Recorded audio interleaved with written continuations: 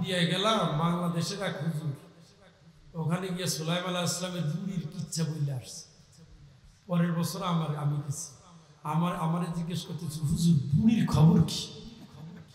আমি বললাম বুড়ির খবর মানে কি? আমি তো বুঝলাম না। কই যে হুজুর বললে গেল বুড়ি। পরে আমি জিজ্ঞেস করলাম সভাপতি সাহেব, আমার আয়াত তো লম্বা, সমস্যা নাই, আমাদের আয়াত লম্বা আছে, অসুবিধা নেই। ব্যাপার হইল কি, মানুষের ধৈর্য কমে গেছে, ধৈর্য কমে গেছে, মরার ভয় না। এখানে বজলুর রশিদ ভাইরে এনে বসাই দিয়ে 3টা পর্যন্ত বসবে, হাফিজুর রহমান সাহেব নিয়ে আসি কুয়ে কাটা সারা রাত বসবে, কারণ সুর আছে, স্বর আছে, কিচ্ছা আছে। মানুষ কিচ্ছায় মুচে যায়। ইন্ডিয়ায় গেলাম, বাংলাদেশের এক হুজুর, ওখানে গিয়ে সুলাইমান আলাইহিস সালামের বুড়ির কিচ্ছা বলে আসছে। পরের বছর আমি গেছি, আমারে জিজ্ঞেস করতেছি, হুজুর বুড়ির খবর কি? আমি বললাম বুড়ির খবর মানে কি? আমি তো বুঝলাম না। কই যে হুজুর বললে গেল বুড়ি। পরে আমি জিজ্ঞেস করলাম সভাপতি সাহেব, হুজুর কি বলছে?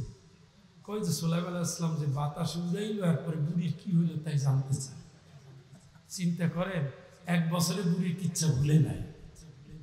আমি বেটা যে সিলেট থেকে আসছি, 13 ঘন্টা গাড়ির চামড়া পিছিয়ে ঘাম চিড়ে গেছে, কোমরেও বেল্ট পরে তারপরে চল। আর আমারে ভালোবাসা দেখাইতে গিয়া এখানের কাপড় খুলে ফাঁকা করে ফেলাইছে, ওখানেরটা খুলে ফাঁকা করে ফেলাইছে, ওখানেরটা খুলে ফাঁকা করে গেছে। এরপরে আই লাভ ইউ, আপনি বসেন, ভালো তো বাসি, অপেক্ষা করেন, বসেন। এটা ভালোবাসা না। কোরআনের জন্য দরদ বাড়া উচিত। আল্লাহ যেন দরদি সমাজ গড়ার জন্য কোরআনের কদর বাড়ায় দেয়, জোরে কোন আমিন। সারা জীবন কিচ্ছা শুনলেও কাজ হবে না। কিচ্ছাকার হুজুরদের ব্যাপারে আল্লাহ রাসূল কঠিন কথা বলছে। কিয়ামতের ময়দানে কি দিয়ে কাটবে? আগুনের কেচি দিয়ে। কার? তাহলে হুজুরের যদি জিহ্বা কাটে তাহলে শ্রোতার কি হবে? জিহ্বা না কাটলে অন্তত 2-4টা তো দিবে। কি কর?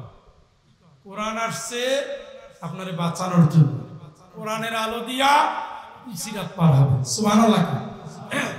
ওই দেখেন সুবহানাল্লাহর অবস্থা দেখছেন? জোরে কোন তো সুবহানাল্লাহ।